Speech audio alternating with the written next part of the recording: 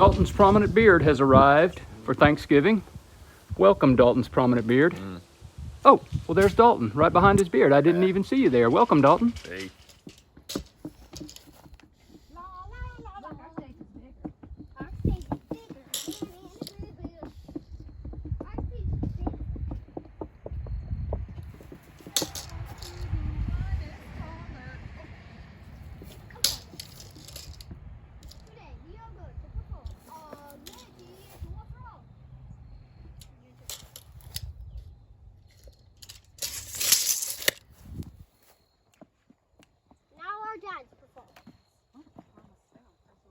Yesterday was Thanksgiving, so I didn't get to work a full day.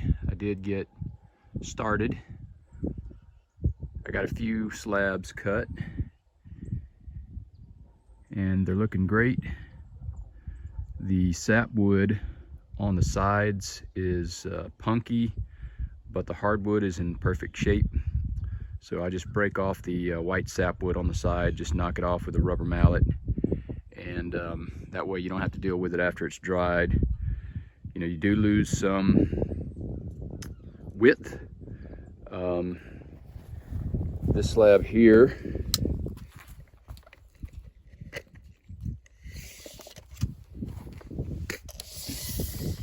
measures 47 with the sapwood, and it looks like I'll lose maybe 6 inches, maybe 8 inches in some places, but it'll still be a big 8-person dining table size slab, even with the sapwood knocked off. And then once you knock the sapwood off, the slab keeps its shape, and you really can't tell the difference. It's just about like taking the bark off. You just sand it down to a growth ring, and you can't even tell that the sapwood is not there anymore. And then this one, I already knocked the sapwood off of it. So you can tell, you know, it keeps its shape. It still looks just like you'd expect it to. It's just very similar to just knocking off the bark.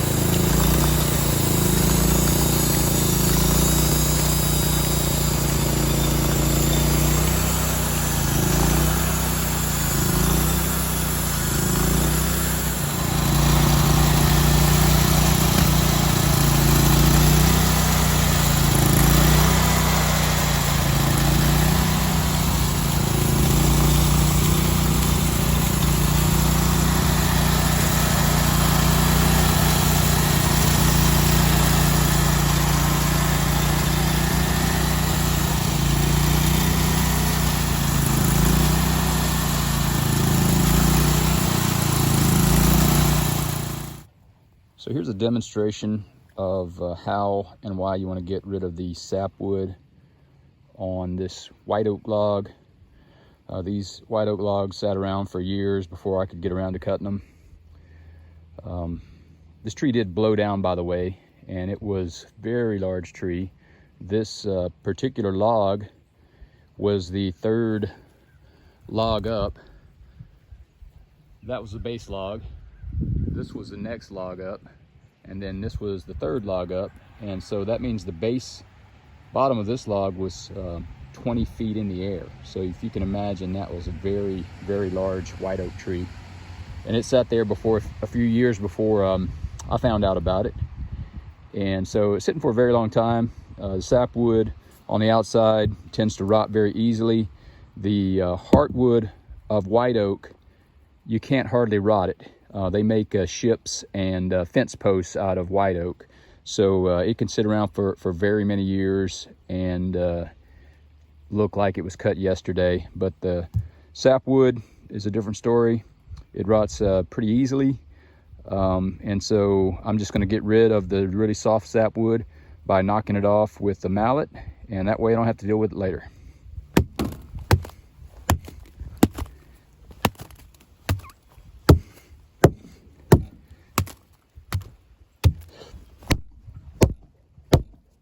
So you can see the heartwood is still very strong, but the sapwood, well, some of it might still be good, and if it is, I'll leave it on there because the color contrast certainly looks good.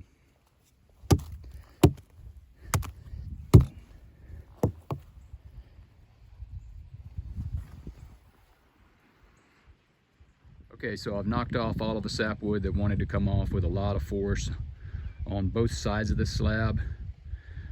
Before I knocked off the sapwood, it was probably about 45 inches wide on average. And let's see how wide it is now with the sapwood knocked off.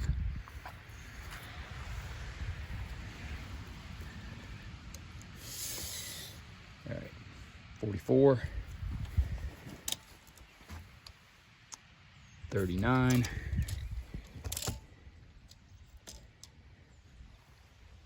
44, 38,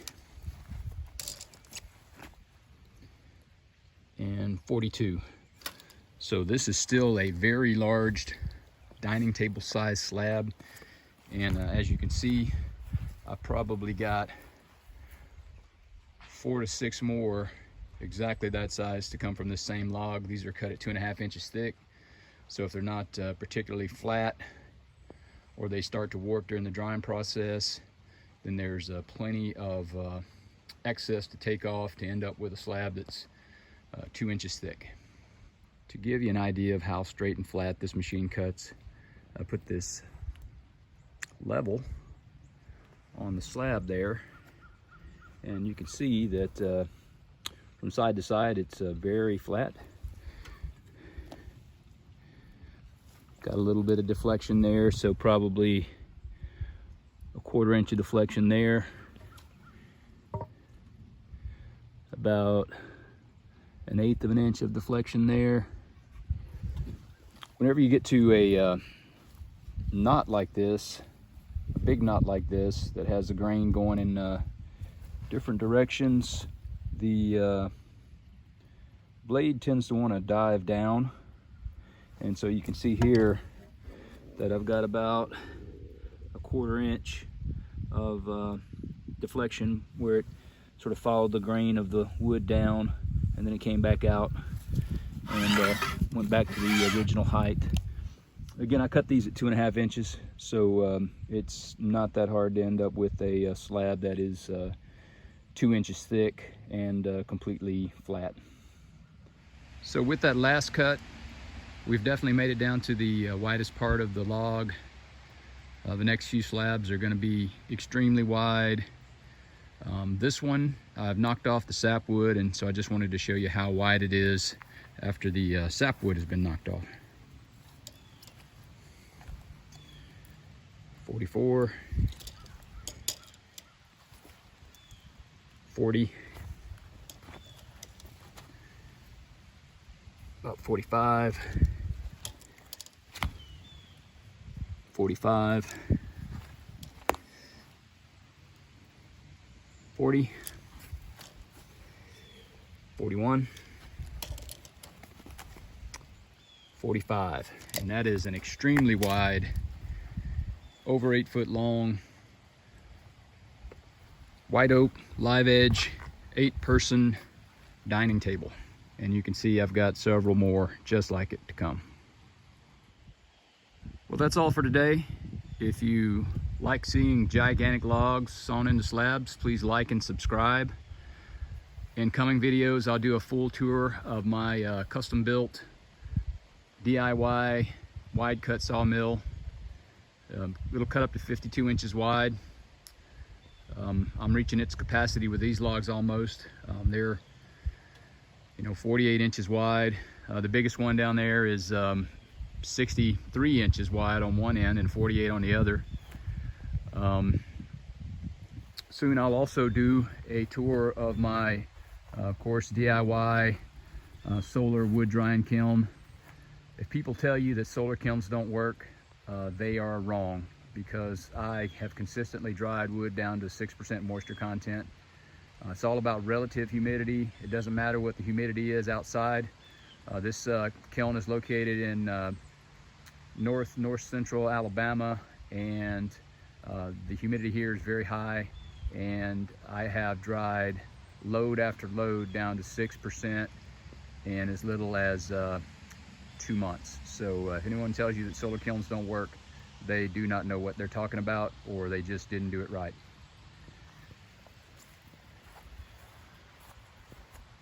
All right, thanks. Please like and subscribe.